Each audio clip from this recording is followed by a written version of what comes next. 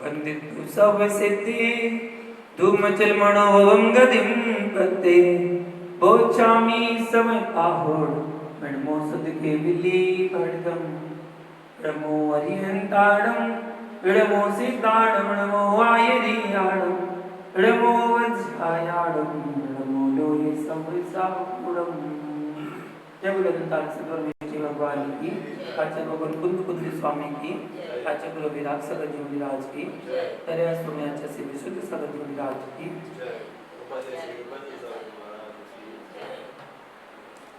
महान भाव बंध अधिकार की व्याख्या में आचार्य भगवान व्याख्या करते हैं और बता रहे हैं लोक में कर्म है, उनके होने पर ही बंध नहीं हो रहा है और कार्मर वर्गणा होने पर भी बंध नहीं है। मन वचन काय इन्हीं योग के परिस्पंदन होने पर भी बंध नहीं है। इंद्रियों के होने पर भी बंध नहीं है और चेतन अचेतन परद्रव्य के विघात होने पर भी बंध नहीं है निश्चय से। क्यों? अहो सम्यक की ध्रुव महिमा तो देखो, उस सम्यक दृष्टि जीव ने रागादि भूमि में अपने आप को राग की भूमि से भिन्न कर लिया है, इसलिए उसके बंध नहीं है। उसको तो मात्र केवल ज्ञान भाव है, ज्ञायक भाव है। ज्ञातापनी में बंध नहीं है, बंध तो कर्तापनी में है। या मुट्ठी में जहर है तो किसी की मृत्यु नहीं होगी। मुट्ठी में जहर लिए हुए हो तो जहर नहीं होगी, जहर से उससे देखने मात्र से मृत्यु नहीं होगी। यानी मुट्ठी का जहर मृत्यु नहीं देता, लेकिन मुख में रखोगे तो स्वाद बताने नहीं आ पाओगे। मुख का जहर मृत्यु का कारण है, मुट्ठी का जहर मृत्यु का कारण नहीं है। भैया ज्ञातापन बंध का कारण नहीं है, कर्तापन बंध का कारण है। जानो, देखो, जाने दो, ये बंध नहीं है। जाना, देखा, रखा तो नियत बंध है। सम्यक दृष्टि जीव बंध को प्राप्त नहीं होता। इस बात को यहाँ पर बताया जा रहा है कि सम्यक दृष्टि बंध को प्राप्त नहीं होता। चेतन या अचेतन का घात बंध का कारण नहीं है। चेतन या अचेतन का घात बंध का कारण नहीं है। कार्मर वर्गणाएं बंध का कारण नहीं है। इंद्रियां बंध का कारण नहीं है और योग भी बंध के कारण नहीं है। तो आदमी स्वच्छंदी नहीं हो जाएगा क्या? कुछ भी मनमानी करो, कहो संकित प्राणी तुझे स्वच्छंदी करने के लिए विषय नहीं चल रहा है। जिस जीव ने निजानंद की अनुभूति का भेदन कर लिया है, उस जीव के परमात्म दृष्टि से अबुद्धि पूर्वक चेतन अचेतन का विघात हो भी जाए तब भी बंध नहीं है। वह अपने उपयोग में योग को भी देखना पसंद नहीं करता। अपने उपयोग में इंद्रिय विषयों को स्वीकार नहीं कर रहा है। अपने उपयोग में चेतन अचेतन द्रव्यों को स्वीकार नहीं कर रहा है। मात्र उपयोग में उपयोग को नहीं निहार रहा है। ऐसा संवेदती चतुर्थ गुण स्थानवर्ती उसको जितने अंश में राग है तद बंध नियत है। संसार को जन्म दे, संतान को जन्म दे, संतान का पालन करे, चक्रवर्ती पद का संचालन करे, युद्ध करे, तो बिना राग के चक्र कैसे? जब राग हुआ तभी तो चक्र आया और चक्र चला है तो निर्बंध है कैसे? भैया अपने आप को ही देखना, आज से भोजन भी करना, तो मरते मरते मत करना, जीते जीते करना, और ज्ञाय भाव से करना। मालूम क्या कर रहे हैं आप लोग? भोजन की थाली तो देखते हो, साथ में ये भी देखते हो कि अब मेरे कौन सी सामग्री उठाने के भाव आ रहे हैं थाली में।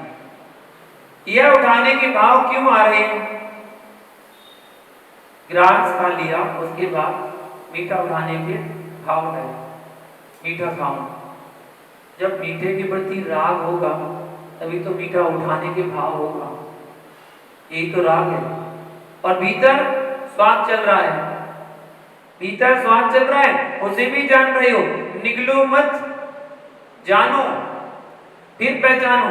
सुबह छोड़ने जाओगे फिर देखना कि कौन है, क्या क्या भेजा था, अब क्या है। जब अंदर भेजा था तो क्या क्या भेजा था? बालूशाही, गुलाब जामुन, रबड़ी, छेना, रसगुल्ला सब भेजा था। और जब आया वहां से वापस तो क्या बन के आया? जिस देह के संसर्ग से पवित्र द्रव्य अपवित्र हो गए, उस देह से क्या ममत्व। धिक्कार है, कितना द्रव्य बर्बाद कर दिया। उद्गल की बर्बादी नहीं हुई, परिणति की बर्बादी हुई है। जिस देह के संयोग से उद्गल का परिणमन ऐसा हुआ है, तो परिणामों का परिणमन कैसा हुआ होगा? इसे ज्ञाय भाव से देखो। इसलिए भोजन करो, तब देखना, जानना, जाने देने के पहले। इसलिए आचार्य भगवान कह रहे हैं कि ऐसा सम्यदर्शी जीव है, रत्नत्रय से मंडित, वीतरागी, दिगंबर, तपोधन। समय सार का सम्यक दृष्टि वीतरागी तपोधन है। वह जीव इन सब धाराओं को निहारते हुए प्रवृत्ति रूप कोई भी पाप नहीं कर रहा है, मात्र ज्ञान भाव से निहार रहा है। ऐसे जीव के बंध का अभाव है। पर जो बुद्धिपूर्वक पाप कर रहा है वह बंधक ही है। यह किसी से मत पूछना, स्वयं से पूछना। मैं पुनः कहता हूं कि भोजन भी करना तो जीते जी करना, हर विषय को ध्येय बनाना। यानी मैं विश्वास के साथ कह रहा हूं कि यदि अशुभ करने के भी परिणाम तेरे चल रहे होंगे, ये बनाकर करेगा तो अशुभ से बच जाएगा। अज्ञानी बनकर करते हो, इसलिए सब कुछ कर बैठते हो। तथापि नानिरर्गलम चरितुमिस्सते ज्ञानिनां तदायतनमेव सफल निरर्गला व्यापृति अकाम कृत कर्म तन्मत्त कामत्म कारणं ज्ञानिनां दोयं नहि विरोध्यते किमु करोति जानाति च। आचार्यों के अंदर कितनी करुणा है। उन्होंने 165वां कलश लिखने के उपरांत अमृतचंद्र स्वामी को लगा कि कहीं ये जगत स्वच्छंदी ना हो जाए। अमृतचंद्र स्वामी के अध्यात्म को जितनी गहराई से समझ रहे हो, वह पुरुषार्थ सिद्धि उपाय ग्रंथ से और गहराई से पढ़ना चाहिए।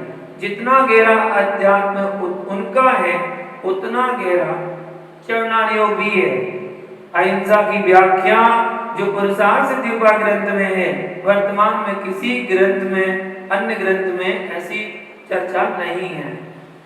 ना दिगंबर आमना में ऐसा कोई ग्रंथ है, ना श्वेतांबर आमना में ऐसा कोई ग्रंथ है। लगता है कि अमृतचंद्र स्वामी के अंतर में वह करुणा का स्रोत फूट पड़ा कि कहीं अज्ञानी जीव तत्व का विपर्यास ना कर बैठे, इसलिए शीघ्र ही लिख दिया। जैसा मैंने पूर्व में कहा है कि ताल तमाल आदि का छेदन करते हुए भी, करण आदि के होने पर भी, योग के होने पर भी बंद नहीं होता है। ऐसा सुनकर के स्वच्छंद वृत्ति नहीं करना। क्यों? जब व्रत धारण के भाव से बंध होता है तो आवृत्ति से अबंध कैसा हो? अव्रतपना तो बंध का ही कारण है। ज्ञानी जीव स्वच्छंद प्रवृत्ति करना पसंद नहीं करता। निर्मल स्वच्छ वृत्ति तो पाप के अबंध का ही कारण है। जो संपूर्ण द्रव्यों के ज्ञायक भाव में लीन है और ममत्व भाव से शून्य है, ऐसे ज्ञाता के बंध नहीं है। ज्ञानी पर का कर्तापन तेरे अंदर भरा हुआ है तो तू बंधक ही है। आत्मवान समय का अज्ञान मोहितो बंधो ना ज्ञान ना वीत मोहिता ज्ञानस्तो काच मोक्ष स्यात् मोहान मोहितोन्यथा। यह अल्प ज्ञान भी मोह रहित है तो कैसा है? मोक्ष का कारण है। अल्प ज्ञान भी मोक्ष का कारण है और बहुज्ञानी मोह से सहित है तो वो ज्ञान बंध का ही कारण है। और समझदार में क्या कहा? नामो यही परिणिम भावो सुट्टुवी अध्यायी ऊण सत्ताणी गुण दुंदपी पिबंता ऋणापण्यानि विसाहुंती। अब जीव संपूर्ण शास्त्रों का अच्छे से अध्ययन करने के बाद भी अपनी प्रकृति नहीं छोड़ पाता है। गुड़ से मिश्रित दूध पीने पर भी कालिया नाग निर्विष नहीं होता है। ऐसे ही मोही जीव का बहुश्रुत ज्ञान भी मोह का जहर बनकर बंध का कारण है। निश्चित बंध का कारण ही बनेगा। भले ही कम ज्ञान हो लेकिन सम्यक हो, विपरीत अभिप्राय से रहित होना चाहिए, अध्यवसाय भाव से रहित होना चाहिए। स्वच्छंद प्रवृत्ति तो बंध का ही कारण है, परंतु ज्ञानी के निर्बंध का कारण क्यों कहा? इस अपेक्षा से कहा। अकाम कृत कर्म, कामना से रहित कर्म। माना कि आप सामयिक कर रहे हो, सामयिक करते से करते स्वाक्षुवास चल रहा है कि नहीं, उससे जीवों का घात हो रहा है कि नहीं, क्या आप घातक हो? क्या घातक हो? प्रमत्त योगात्तराण व्यपरोपणम हिंसा। हिंसा की परिभाषा दी है तत्काल सूत्र में। प्रमाद से जो हिंसा हुई वो हिंसा। यदि श्वासोच्छ्वास की हिंसा से हिंसक हो गए तो महाव्रतपना नहीं बचेगा। मुनिराज श्वास लेते कि नहीं, इसलिए ध्यान रखना हर क्रिया में अनेकांत कथन। जो बुद्धि विहीन लोग होते हैं वे कहते हैं कि ऐसा कैसे, ऐसा कैसे। आप समझिए विवेक से। बिहार होगा कि नहीं, भूमि पर चलेगी कि नहीं, उसमें जीव का मरण हो सकता है कि नहीं, बंधक है क्या? बध होने पर भी बंधक नहीं है, क्योंकि बध करने का भाव नहीं है। अपनी ईर्ष्या पर संवेदी का पालन कर रहे हैं, पर वहां श्वास लेते समय जीव का घात होने पर भी आप बंधक नहीं हो।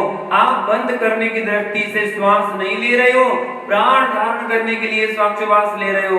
जो अकाम कृत कर्म है, वांछा रहित जो प्रवृत्ति चल रही है, कर्म रहित है, अकारण है, वांछा सहित किया गया कर्म कर्म सहित है, सकारण है। क्या दो में विरोध नहीं आता?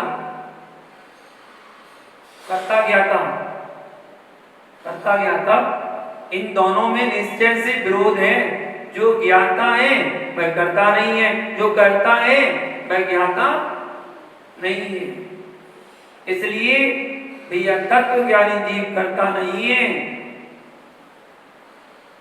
ज्ञान केवली के ज्ञान में क्या क्या आ रहा है, चराचर शुभाशुभ प्रवृत्ति झलक रही है। यदि जानने से बंद होता तो सर्वाधिक बंद करने वाली केवली भगवान को होता। सर्वाधिक बंद जो होगा वो केवली भगवान को होता, अगर केवल जानने से बंद होता तो। क्योंकि तीनों लोग को जान रहे हो, तो आप तो पीठ पीछे का जान नहीं पा रहे हो। पीठ के पीछे आपके क्या है, कहां निशान है, इतना भी नहीं जान पा रहे हो। संपूर्ण द्रव्यों को और उनकी अनंत पर्यायों को युगपत जान रहे हैं, ऐसे केवली भगवान फिर भी कैसे हैं? बंधक नहीं है, फिर भी बंधक नहीं है। और भैया तुम जान भी नहीं रहे, देख भी नहीं रहे, जान भी नहीं रहे, देख भी नहीं रहे, मात्र भाव रख रहे हो, तब भी बंधक ही हो। पाप करने वाला तो पापी, पाप करने वाला तो पापी है ही, पाप की भावना भाने वाला वो भी पापी ही है, बंधक है। जानन पने में बंद नहीं, बंद तो कर्तापन में है।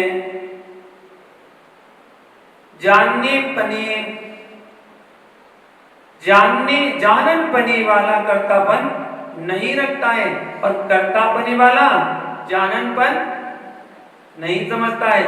इसलिए ज्ञानियों अपने अपने योग को पवित्र करके रखना।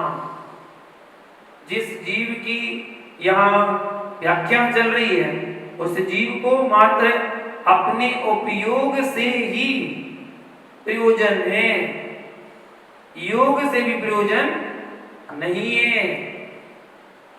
आचार्य भगवान बताते हैं, समय साल में अलौकिक सूत्र प्रदान किया उन्होंने, और क्या कहा? आत्मन के अनुपम रहस्यों को उद्घाटित किया है। यह अद्भुत ग्रंथ अशरीरी आत्मा को प्रकट करने वाला ग्रंथ है, निर्ग्रंथता को उद्घाटित कराने वाला दिव्य स्रोत है। जीव स्व उपयोग की निर्मल दशा को झांक रहा है। उसे कसाय से प्रयोजन नहीं है, उसे मिथ्या से प्रयोजन नहीं है, उसे करण से प्रयोजन नहीं है, उसे योग से प्रयोजन नहीं है। वह तो मात्र अपने उपयोग को संभाल रहा है। एक बात का ध्यान रखना, वह अपने उपयोग को संभाल रहा है, इसका तात्पर्य वह परमात्मा नहीं है। पर परमात्मा को भी अपने में नहीं ला रहा है, यह उसकी परादृष्टि है। और बहिरात्मा को भी अपना मान रहा है, यह उसकी परदृष्टि है। परादृष्टि से तात्पर्य उत्कृष्ट दृष्टि है, निजात्म दृष्टि है। और पर की दृष्टि से तात्पर्य अपने से भिन्न पर दृष्टि है, निज आत्मद्रव्य से भिन्न दृष्टि है। जिस जीव ने आध्यात्म के रहस्य को नहीं समझा, वह यह समझ रहा है कि कुंद कुंद स्वामी सचित अचित द्रव्य के व्यवहार का समर्थन कर रहे हैं। नहीं, मुमुक्षु कुंद जैसा महायोगी निर्दोष संयम की आराधना करने की भावना से भरा जीव सचित अचित की विराधना की पुष्टि नहीं कर रहे हैं, तो क्या कर रहे हैं? सचित अचित की विराधना की भावना का भी अभाव जिस जीव में आ चुका है, उसके द्वारा सचित अचित की विराधना की भावना का भी अभाव जिस जीव में आ चुका है, उसके द्वारा सज्जित अजित की विराधना होने पर भी बंध का अभाव है, बंध नहीं हो रहा। उपयोग को उपयोग में लाइए। उपयोग क्या है? ज्ञान दर्शन, और ज्ञान दर्शन को ज्ञान दर्शन से ही लाइए, ज्ञान दर्शन को ज्ञान दर्शन से लाना।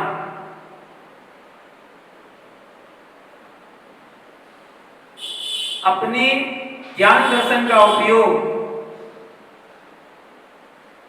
अपने ज्ञान दर्शन का उपयोग पर गे में मत ले जाइए, निज के उपयोग में लाइए।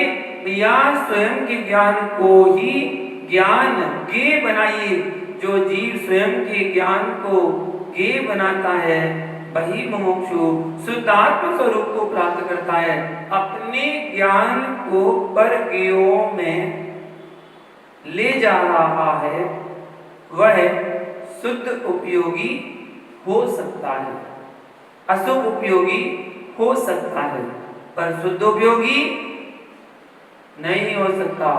पंच परमेष्टि कौन से? जो आप अपने ज्ञान को ले जा रहे हो, श्रद्धाभूत गे बना रहे हो तो शुभ उपयोग है, और पंच परमेष्टि को अश्रद्धाभूत गे बना रहे हो तो अशुभ उपयोग है।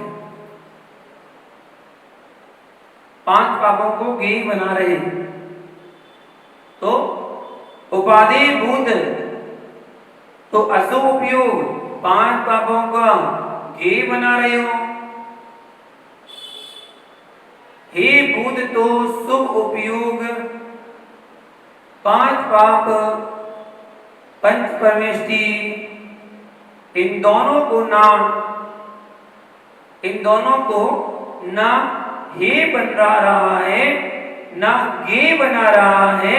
इन दोनों के हे और गे पने से रहित होकर के निज में निज को ज्ञाता ध्येय बना रहा हो, उसका नाम है शुद्धोपयोग। इसलिए गे को गे और हे को हे मानो।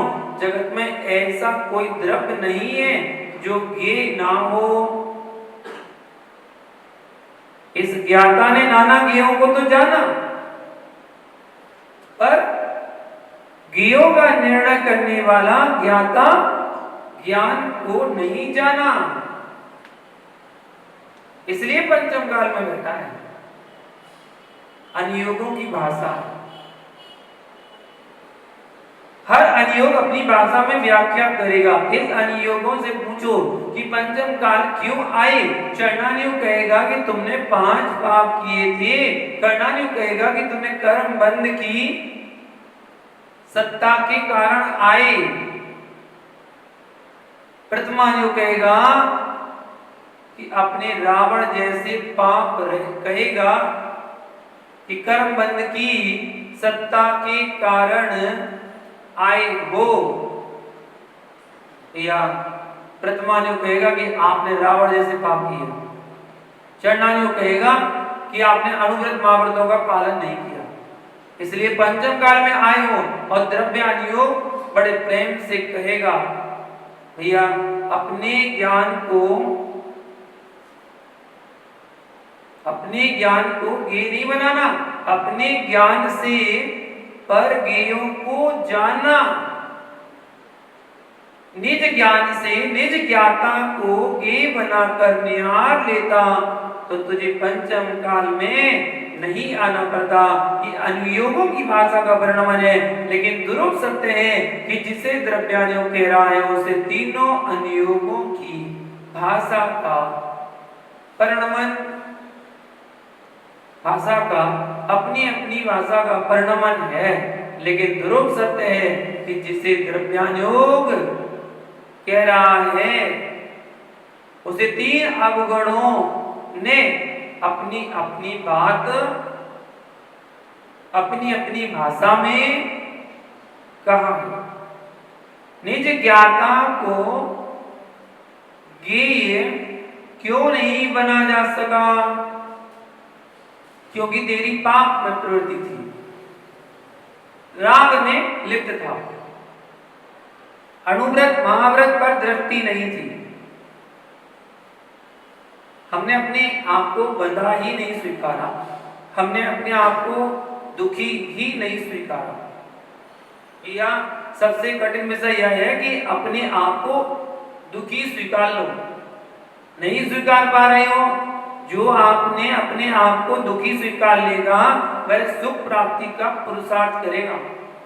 जितने संसार में गृहस्थी में लेते हैं, आरंभ सारंभ में लेते हैं, ज्ञानियों असत्यार्थ भाषण नहीं करना, भूतार्थ दृष्टि से बोलिए। क्या अपने आप को दुखी महसूस नहीं किया? एक चिड़िया भी दुखी महसूस करती है तो पिंजड़े को तोड़ना पसंद करती है। बैल भी खूंटे को तोड़ने का प्रयास करता है। सत्यता यह है कि अभी आपको दुख का वेदन तो हुआ है, पर दुख नहीं हुआ है। दुख का वेदन हुआ, दुख नहीं हुआ। जिस दिन आपको भीतर का पान हो जाएगा, उस दिन आप सच्चे सुख की ओर कदम बढ़ा देंगे। जब तक आपको इंद्रिय सुख में सुखानुभूति है, तब तक आपको मोक्ष मार्ग के प्रति प्रीति नहीं है। जिसको मोक्ष मार्ग में प्रीति उत्पन्न हो जाएगी, उस दिन इंद्रिय सुख से उसे दुख प्रारंभ हो जाएगा। फिर वह कहना प्रारंभ कर देगा, क्या? सपरम बाधा सहितम विच्छिन्नम बंध कारणम विषमम जम इंदी एहिम लद्धतम शोकम दुःखमेव विवता। जो सुख है वह इंद्रिय जन्य, करण जन्य, पराधीन है, बाधा से युक्त है, बंध का कारण है, विषम है। जो सुख है वह दुखी ही है। ऐसा वही सोच पाता है जिसने निज को गेय बना लिया है। ये आप नहीं कह पाएंगे कि मुनिराज मैं इंद्रिय सुख को भोग रहा हूं लेकिन इच्छा नहीं है। नहीं भैया, ऐसा नहीं है। जिन जीवों के मन नहीं है उनकी संज्ञाएं इच्छा का कारण होती हैं तथा इंद्रियां ही इच्छा का कारण होती हैं। अपने प्रत्येक क्षण के परिणामों को गेय बनाना सीखो। वे वीतरागी दिगंबर तपोधन 8वीं में बैठे हुए हैं और सिंह ने आकर भक्षण करना प्रारंभ कर दिया। तब सिंह को गेय बना रहे हैं कि देह के भक्षण को गेय बना रहे हैं, कि परिणामों की दशा को गेय बना रहे हैं। सिंह को गेय बनाएंगे तो उपसर्ग दिखाई देगा, देह को गेय बनाएंगे तो वेदना प्रारंभ होगी। जब निज ज्ञाता को गेय बनाते हैं तो वेदक भाव आ रहा है और वेद वेदक भाव से निहार रहे हैं। तो हे सिंह, जिसे तू भक्षण कर रहा है वह अवक्ष है। जिसे भक्षण करना चाहता है उसका कभी भक्षण हो नहीं सकता है। जिस देह को तू चबा रहा है वह नष्ट होने वाली है और जिस पर तेरा बैर चल रहा है जन्मजात का, वह त्रैकालिक ज्ञाता, जिस देह की स्पर्श को तूने सुख निहारा है वह तुझे सुख रूप दिखा है। परंतु मोक्षु वही है जो वेदना को भी वेदक भाव से, सुख दुख को साम्य रूप में देखता है। एक क्षण ध्यान में तुम मुनिराज बनकर देखो, मैं ही योगी हूं। चिंतन करो, इच्छुक बनो, चिंतन करो।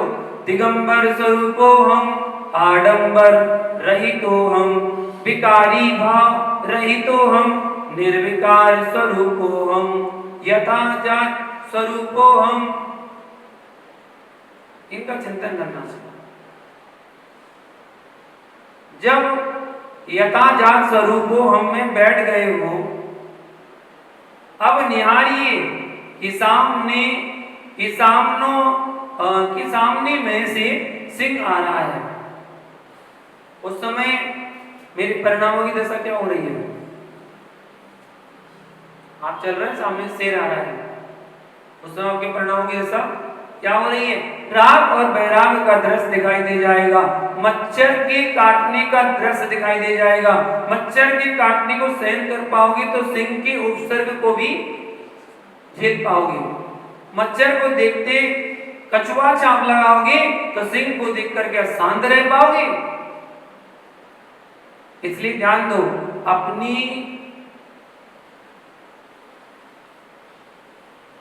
इतना ध्यान दो, अपनी आत्मा को कष्ट से भावित करो। यदि निर्बंध होना है तो घर की दीवार गिरती है तेरे में और दीवार में कौन सा संबंध है? तेरे में और दीवार में कौन सा संबंध है? अत्यंताभाव। तो अलग है, दीवार अलग है। जड़ और चेतन का संबंध क्या है? पर यही अपनी राग से पूछो कि घर की दीवार गिरते ही भीतर क्या हुआ है? पर द्रव्य की दीवार के निमित्त से भावों में विकार आया है। मैं तो ऐसा उपक्रम करता हूं कि दरबार में ही राग नहीं रखूंगा तो गिरे टूटे बने कोई प्रयोजन नहीं है। जो मैं कह रहा हूं उसे अपना ध्येय बनाइए।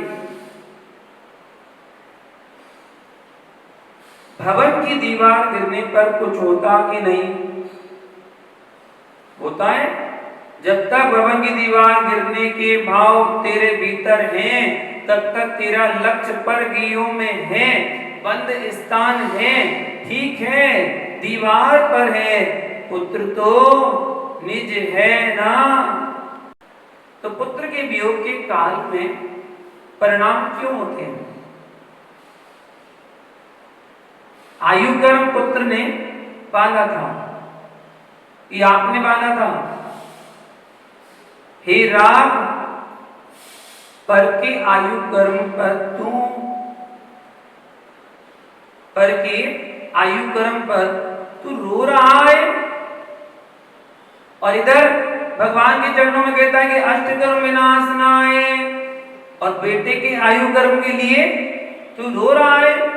अरे ज्ञानी, तू क्या कर रहा है? तेरा ज्ञान कहाँ गया? जब जब उनका चित्र तेरे सामने आता है, चित्त भ्रमित हो जाता है। तुम नहीं भी करना चाहो तो चित्र भ्रमित हो जाता है। ज्ञानी, तूने गेय बनाया किसको है? हे अज्ञानी, तू रो ही पाएगा, रोक नहीं पाएगा। वस्तु के परिणमन को रोक नहीं पाएगा। जब वस्तु का परिणमन नहीं कर सकता है तो मैं अपने ज्ञायक भाव को क्यों रोकूं? क्यों मां? तीर्थंकर के बिंब के सामने कितना समय दिया, और आपने और दर्पण के सामने कितना समय दिया आपने? आंख से भला तो वो दर्पण 3-3 4-4 बार चेहरा देखने तो जाते हो उसके पास। दर्पण देखते समय देखना, चर्म को निहार रहा है, आचार्य को भूल रहा है, मात्र शब्दों में ज्ञानी बना लेकर बैठा है, और ज्ञानी दर्पण में अपने चेहरे को भोग रहा है। ये मुरझाया चेहरा दर्पण में देखने से सुंदर बन जाएगा क्या? यानी चेहरा तो नवनीत, चेहरा तो नवीन होगा, पर राग नवीन अवश्य होगा। बंद नवीन अवस्था होगा। किंचित भी यदि आपको बैराग्य लगता हो, वस्तु स्वभाव पर दृष्टि हो, समय सार दृष्टि हो, तो दर्पण को देखने का क्या काम? चर्म को देखने का भाव नहीं मिट रहा है तो फिर अधर्म का लक्ष्य कहां? तब समझ में आएगा कि बैराग कितना कठिन है। मैं और कुछ नहीं छुड़वा रहा, मात्र ये कह रहा हूं कि दर्पण देखना बंद कर दो। दर्पण देखना बंद हो जाएगा तो आत्मा के साथ कर्मों का प्रवेश का एक में हो जाना बंद हो जाएगा। पर के चर्म को देखकर तूने ब्रह्म धर्म का नाश कर लिया और निज के चर्म को देखकर संपूर्ण बाह्य का नाश कर दिया। कैसे कहेंगे? कैसे कहेंगे आप कि राग नहीं है? समय सार जैसे ग्रंथ के वाचन के पूर्व तू दर्पण में निहार कर पाउडर लगाकर आया है, यानी उपदेश किस बात का? शब्द जाल को फैलाने आया है कि ब्रह्म तत्व की व्याख्या करने आया है? भैया ऐसे ऐसे वक्ता हैं जो मंच पर आने के पहले मेकअप करने जाते हैं। वह बैराग की बात करने आए हैं या राग का चेहरा दिखाने आए हैं। तुझे ही अपने चेहरे में राग झलक रहा है तो दूसरे से बैराग की बात कैसे करेगा? दर्पण का त्याग उपवास से अधिक होगा। भोजन का त्याग कर सकते हैं पर दर्पण का त्याग नहीं कर सकते हैं। ये नौकर्म प्रकृति का तीव्र राग है। जिसको नौ कर्म प्रकृति पर राग है उसको कर्म कैसे छोड़ देगा? दर्पण नहीं छूट रहा है। काश दर्पण बोलता होता तो कहता, अहो पागलों की भीड़, मैं जड़, ये चेतन, मेरे में सोचने विचारने की क्षमता नहीं है, फिर भी मैं इनके पास नहीं जाता हूं।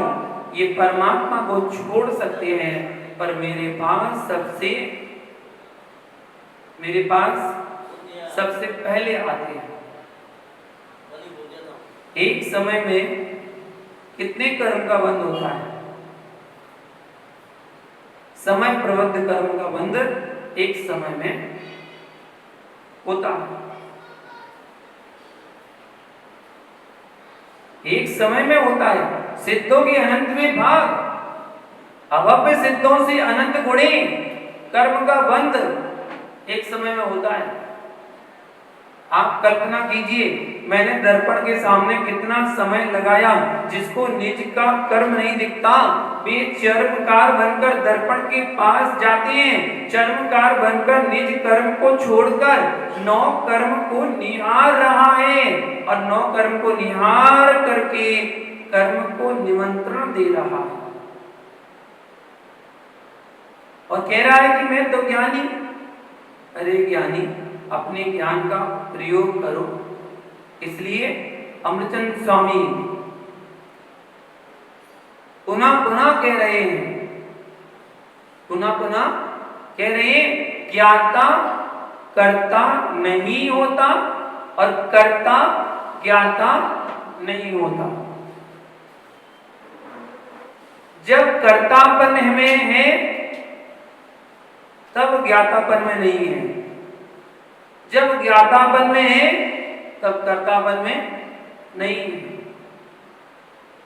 जब तक कर्तापन है तब तक निज ज्ञाता निज ज्ञेय को जान नहीं रहा है। इसलिए आचार्य भगवान कुंद स्वामी कलश में स्पर्श कर रहे हैं। जानाति आशा न करोति अस्तु, जानाते हम न खलु तत्किल कर्म रागा, रागम तो बोधमय मध्यवसाय माहु माहुर मिथ्यादृशा नियतम सचा बंध हेतु। जो जानता है वह करता नहीं है, जो करता है वह जानता नहीं है। ये निज भेद विज्ञान की दशा है। मैं करता हूं, जब कर्तृत्व भाव आता है तो निज का ज्ञातृत्व भाव समाप्त हो जाता है। जब निज का ज्ञातृत्व भाव आता है तो पर का कर्तृत्व भाव समाप्त हो जाता है। मैं शिष्यों का करता हूं, मैं पुत्रों का करता हूं। हे अभागे, ज्ञातृत्व से सोच कि मैं ज्ञाता हूं, मैं करता हूं। मैं मां बेटे की कर्ता बनोगी तो तुम्हें रोना पड़ेगा, बेटे की ज्ञाता बनेगी तो सह लेगी। ठीक है, कहेगा अपने ही तो बेटा है, अपनी बेटे ने तो बोला है, तो सह लेता है। या तू पुत्र के उपयोग का करता है, तू पुत्र के योग का करता नहीं है, कर्म का करता है, नौ कर्म का करता है। मेरा बेटा उसने अच्छा किया, अहम भाव, उसने बुरा किया, हीन भाव। पर की चतुष्टय में अहम भाव, हीन भाव। मेरा शिष्य उसने अच्छा किया, अहम भाव। उसने कुछ बुरा किया तो हीन भाव। अब वो जहां मेरापन है वहां अहम भाव। कर्ता मत बन ज्ञाता, कर्ता मत बन, जहां बन ज्ञाता बन। पिताओ तटस्थ हो जाओ, तुम पुत्र के चेतनत्व के कर्ता नहीं हो, तुम पुत्र के कर्म नौकर्म के भी कर्ता नहीं हो, तुम पुत्र के भावी कर्म द्रव्य कर्म के भी कर्ता नहीं हो। तो कर्ता किस बात के? पुत्र किस बात का है? अरे ज्ञानी, तू मात्र अपने राग भाव का करता है। तेरे द्वारा पुत्र का जन्म हुआ कहां है? तेरे अंदर में पुत्र ने जन्म लिया है कि वासना ने जन्म लिया है? तेरे उपयोग में तेरे पुत्र का जन्म हुआ है कि तेरे उपयोग में तेरी इच्छाओं की पूर्ति का जन्म हुआ है? अशुद्ध निश्चय से तू अपने रागादि विकारी भावों करता है, पुत्र का करता नहीं है। व्यवहार में से कहा जा रहा है कि तू पुत्र का करता है, पर हे ज्ञानी, तेरे उपयोग में उस दिन ना पुत्र था और ना पुत्री थी। उस क्षण उपयोग में वासना की पूर्ति मात्र थी। अब भले ही तुम मुस्कुराकर कहे कि मेरा बेटा है, बेटा तेरा नहीं है, वासना तेरी है। इधर देखो, उस वासना का फल पुत्र दिखाई दे रहा है। उससे बड़ा पुत्र यह है कि इधर बेटे ने, संतान ने जन्म लिया, बेटी ने संतान ने जन्म लिया, उससे बड़ी कर्म की संतान जन्म ले चुकी है। इस बेटे को यहां देख लो, उस बेटे को अगली पर्याय में देख लेना। बेटे को जन्म देते समय तुमने जो कर्म के पुत्रों को जन्म दिया था उसका ध्यान नहीं है। आपको उद्यावली में कभी तो आएंगे, इसलिए जो कर्मों का बंध हुआ है वो निश्चित उदय में कभी तो आएगा, और जब उदय में आएगा तब उसका फल आपको समझ में आएगा कि आपने क्या किया था। आगे शेष विषय इसके आगे कल देखेंगे। इसी गाथा को आगे बढ़ाते हुए आज के लिए जय बोलो पार्श्वनाथ भगवान की।